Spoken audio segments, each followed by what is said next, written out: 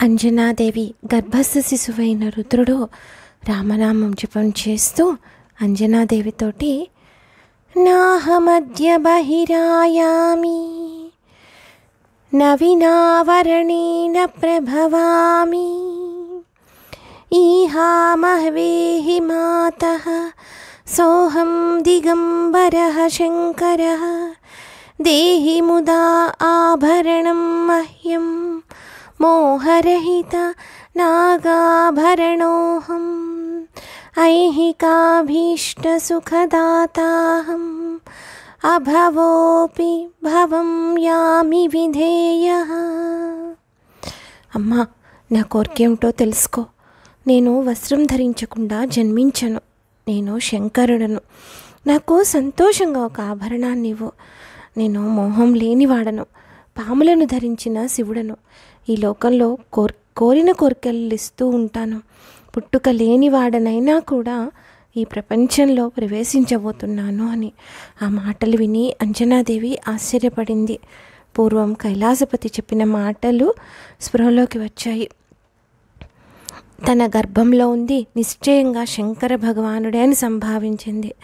సజల నయనాలతో సాంబశివుని ఇలా వేడుకొంది. స్వామి పరమశివ, నీవు గజచర్మధారివి.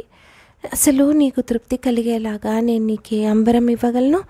చంద్రుణ్ణే ఆభరణంగా ధరించిన నీకు ఏ ఆభరణాన్ని ఇవ్వగలను? నువ్వు కోరిన వస్తువులను ఇవ్వడానికి నాకు సమర్థత ఉందా? దేవా, భక్తాభీష్ట వరప్రదుడవైన నువ్వు నా నమస్సులందుకొని తృప్తి చెంది త్వరగా ఈ ప్రపంచంలో ప్రవేశించు. ముందుగా నాదొక మనవి. కన్న తల్లి ప్రసవ వీళ్ళ కష్టపెట్టి పుట్టెనని లోకమున వాదు పుట్టకుండా భవభయము వాపు సద్గుణాస్పదుడవీవు వేగ జన్మింపుమయ్యయో విశ్వనాథ. నువ్వు లోకంలో ప్రవేశించేటప్పుడు నాకు ప్రసవవేదన లేకుండా పుట్టవయ్యా. కన్న తల్లిని కష్టపెట్టి పుట్టాడన్న అపవాదు రాకూడదు నీకు అని ప్రార్థించి రామనామం చేస్తూ ఉన్నాడు. అప్పుడు కైలాసంలో ఉన్న పరమశివుడు పార్వతీదేవితోటి, ప్రియా, నేను రాక్షస నాశనం చేయడానికి అంజనా గర్భవాసంలో వానర రూపంలో జన్మించబోతున్నాను అని చెప్పారు. స్వామి, మీ శరీరంలో అర్ధ శరీరం ఆక్రమించుకున్న నన్ను ఇక్కడ విడిచిపెట్టి వెళ్తారా? మీ వియోగం ఎట్లా భరిస్తాను అని పార్వతీదేవి అడగగా, పార్వతి, విచారించుకో, నిన్ను విడిచి నేను ఎక్కడుంటాను చెప్పు. పరాశక్తివైన నీవు నాయందు లీనం కాకుంటే దైత్యులను అంతమొందించే శక్తి నాకెట్లా కలుగుతుంది? మనం ఇరువురము ఒకటై నక్తంచరులను నాశనం చేద్దాం, రాక్షస సంహారం చేద్దాం. నేను కోతి రూపంలో జన్మిస్తున్నాను కదా, కోతికి వాలం ఉంటుందిగా, నీవు నా వాలంను ఆక్రమించి నాకు శక్తి కలిగించు అని ఈశ్వరుడు చెప్పగా పరాశక్తి సంతోషించింది. పార్వతీదేవి ఆ అంజనాదేవి గర్భస్థ శిశువు యొక్క వాలంలో ప్రవేశించింది.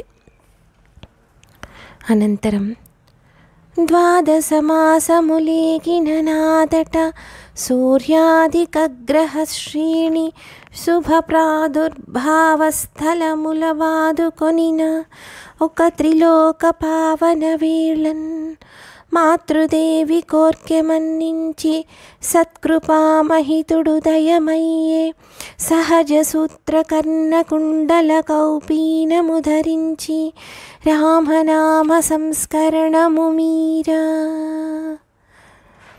వైశాఖమాసీ కృష్ణాయాం దశమీ మంద సంయుత పూర్వా ప్రోష్టపదాయుక్త తథా వైధృతి సంయుత తస్యాం మధ్యాహ్న వేళాయాం జనయామాస వైసుతం.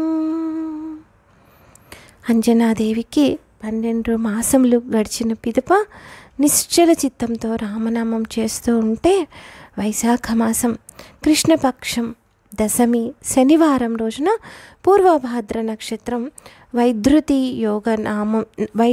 నామ యోగంతో కూడిన శుభ సమయంలో మధ్యాహ్న వేళ సూర్యాది నవగ్రహాలు శుభస్థానంలో ఉండగా పరమశివుడు తన తల్లి కోర్కెను మన్నించి ప్రసవ వేదన లేకుండా సువర్ణ యజ్ఞోపవీతంతో చెవులకు సువర్ణ కుండలాలతో కౌపీనం ధరించి రామనామమును ఉచ్చరిస్తూ జన్మ పొందాడు. ఆ మహాత్ముడు పుడుతూనే సర్వ దివ్య పరిపూర్ణ తేజంతో ఉన్నాడు. మహాబలం మహాసత్వం విష్ణుభక్తిపరాయణం సర్వదేవమయం వీరం బ్రహ్మ విష్ణు శివాత్మకం వేదాంగతత్వజ్ఞం సర్వవిద్యావిశారదం సర్వబ్రహ్మవిదాం శ్రేష్టం సర్వదర్శనసమ్మతం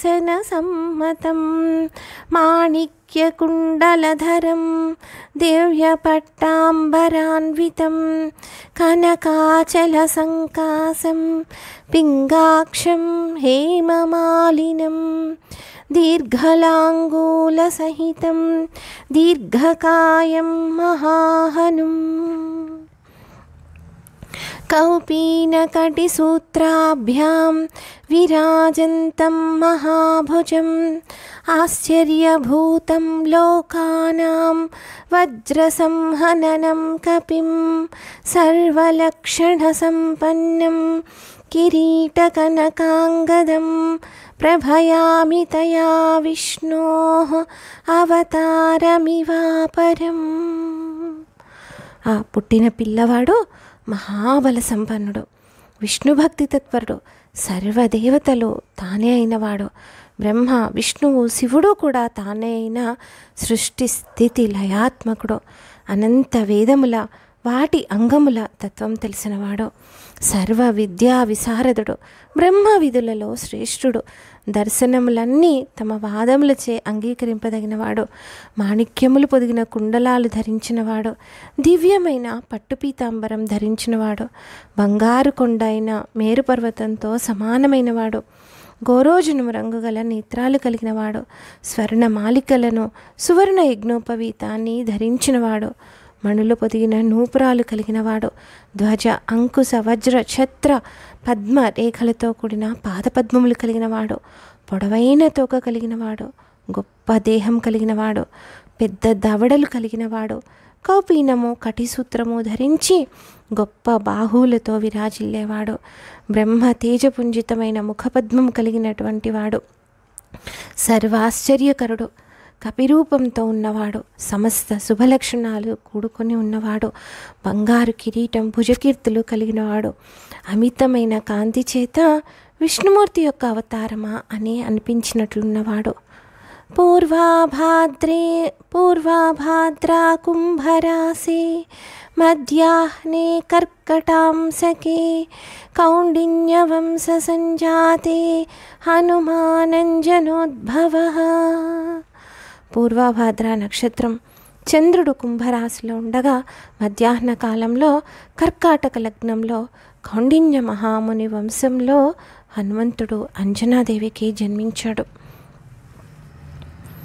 నిడుదవాలము వాని నెలబొల్పు తల నిల్పు బలు వేల్పు తులు వేల్పు బలిమివాని పచ్చచోపులవాని పగడంపు జిగిసంపు బెగడింపు మైఛాయ బెగడువాని నొంటి జందెము వాని నొరమించు నెరమించు మరపించు బంగారు మౌంజివాని కుండలద్యుతివాని గురుహార హరహీర సరసారదా కీర్తి గరిమవాని మంచిమదివాని గృంబట్టు పంచవాని మంచుమల నుంచుదిట వావరించువాని పడుగు బాపని చిన్నారి బుడుతవాని గాంచనా వేళ అంజనా కాంచనాంగి అంటూ సమీర కుమార విజయం తెలుపుతోంది.